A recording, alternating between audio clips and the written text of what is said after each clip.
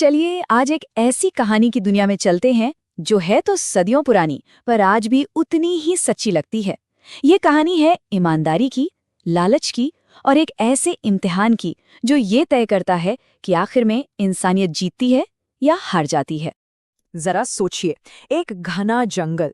सुबह की पहली किरणें पत्तों से छनकर जमीन पर पड़ रही हैं। हवा में ना वो गीली मिट्टी की सौंधी सौंधी सी महक है और कानों में सिर्फ पंछियों का संगीत गूंज रहा है। तो इसी शांत खूबसूरत माहौल में रहता है हमारी कहानी का हीरो। नाम था उसका धीरू। अब देखिए, जेब से तो वो गरीब था, लेकिन उसका चरित्र, अरे वो तो सोने का था। उसकी ईमानदारी और मेहनत की मिसालें ना पूरे गांव में दी जाती थीं। उसकी पूरी दुनिया, उसके परिवार का पेट बस एक ही चीज पर टिका था, और वो थी उसकी वो पुरानी घिसी हुई लोहे की कुल्हाड़ी। बस यही उसका औजार था और यही उसकी रोजी रोटी भी। तो होता यूं है कि एक दिन वो नदी के किनारे पूरी मेहनत से पेड़ काट रहा था। जमीन थोड़ी गीली थी, फिसलन थी, और अचानक उसका संतुलन बिगड़ गया और छपाक, एक ही पल में उसकी वो कीमती कुल्हाड़ी हाथ से छूटकर नदी की गहरी शांत लहरों में कहीं खो गई, हमेशा के लिए। धीरू का तो जैसे दिल ही बैठ गया। वो बस नदी किनारे बैठकर उस पानी को देखता रहा जहां उसकी कुल्हाड़ी खो गई थी। उसकी आंखों में आंसू थे, क्योंकि वो जानता था उसने सिर्फ एक औजार नहीं खोया, उसने अपने परिवार का सहारा खो दिया था। लेकिन कहते हैं ना, जब उम्मीद की आखिरी किरण भी बुझने लगती है, तभी कुछ ऐसा होता है जिसकी कल्पना भी नहीं की जा सकती। अब आया कहानी का वो मोड़ जहां धीरू के चरित्र का सबसे बड़ा इम्तिहान होना था। धीरू तो पूरी तरह टूट चुका था, और तभी नदी के पानी में एक तेज रोशनी उभरी और पानी की सतह से एक दिव्य देवी प्रकट हुई। उनका चेहरा एकदम चांद की तरह शांत था और आवाज शहद जैसी मीठी। देवी ने बहुत ही शांत और कोमल आवाज में पूछा, क्यों रो रहे हो वत्स? धीरू ने कांपती आवाज में अपनी पूरी कहानी उन्हें बता दी। ये सुनकर देवी मुस्कुराईं और उन्होंने उसकी ईमानदारी को परखने का फैसला किया।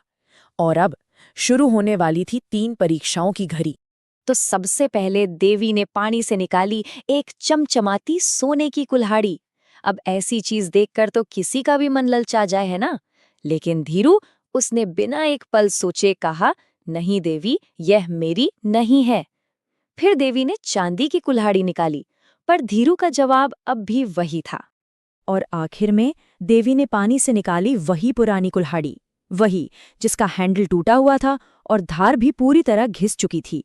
बस अपनी पुरानी कुल्हाड़ी को देखते ही धीरू की आंखें चमक उठीं। वो खुशी से लगभग चिल्ला पड़ा, हाँ हाँ देवी, यही तो मेरी है, आपका बहुत बहुत धन्यवाद। धीरू की ये ईमानदारी देखकर देवी बहुत खुश हुईं। उन्होंने कहा, तुम अपनी परीक्षा में पास हुए वत्स। तुम्हारी ईमानदारी का इनाम ये है कि ये तीनों कुल्हाड़ियां अब तुम्हारी हैं। अब आप सोच सकते हैं, धीरू की खुशी का तो कोई ठिकाना ही नहीं रहा। पर रुकिए, कहानी अभी खत्म नहीं हुई, क्योंकि कहते हैं ना, जहां अच्छाई की रोशनी होती है, वहां लालच का अंधेरा भी अपना साया डालने पहुंच ही जाता है। गांव में ही एक और लक्कड़हारा था। नाम था नंदू। स्वभाव से वो बहुत लालची था और उसने छिपकर ये पूरा का पूरा नजारा देखा था। धीरू को मिली सोने और चांदी की कुल्हाड़ियों को देखकर उसकी आंखों में लालच की आग जल उठी थी। तो बस अगले ही दिन नंदू उसी नदी के किनारे पहुंचा और उसने जानबूझकर अपनी कुल्हाड़ी पानी में फेंक दी और फिर धीरू की नकल करते हुए जोर जोर से रोने का नाटक करने लगा। देवी फिर से प्रकट हुई, लेकिन हाँ, इस बार कहानी का अंत बिल्कुल अलग होने वाला था। और यहीं पर दोनों के चरित्र का असली फर्क साफ नजर आता है। देखिए, जब देवी ने सोने की कुल्हाड़ी दिखाई तो धीरू ने ईमानदारी से मना कर दिया, लेकिन नंदू, वो तो बिना एक पल सोचे लालच में उछल पड़ा और जोर से चिल्लाया, हाँ हाँ, यही तो मेरी है। नंदू का ये झूठ सुनते ही देवी का चेहरा एकदम कठोर हो गया। उनकी आवाज में अब वो कोमलता नहीं बल्कि गुस्सा था। उन्होंने कहा, झूठ बोलते हो? तुम लालची हो। तुम ईमानदारी की इस परीक्षा में फेल हुए। बस इतना कहते ही देवी गायब हो गईं और नंदू को मिली उसके लालच की सजा। सोने चांदी की कुल्हाड़ी तो छोड़िए, उसकी अपनी लोहे की कुल्हाड़ी भी हमेशा हमेशा के लिए उस नदी में समा गई। तो इस पूरी कहानी से हमें क्या सीखने को मिलता है? इसका असली मतलब क्या है?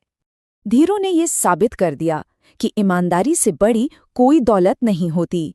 उसे जो इनाम मिला था ना, वो सिर्फ सोना चांदी नहीं था, वो उसके सच्चे चरित्र का फल था। ये कहानी हमें यही सिखाती है कि मेहनत और सच्चाई का रास्ता ही आखिर में आपको असली जीत दिलाता है। और आखिर में ये कहानी हमारे लिए एक बहुत ज़रूरी सवाल छोड़ जाती है कि लालच की असली कीमत क्या है? क्या ये कुछ पाने का रास्ता है या फिर सब कुछ गवा देने का? इस पर सोचना बहुत ज़रूरी है।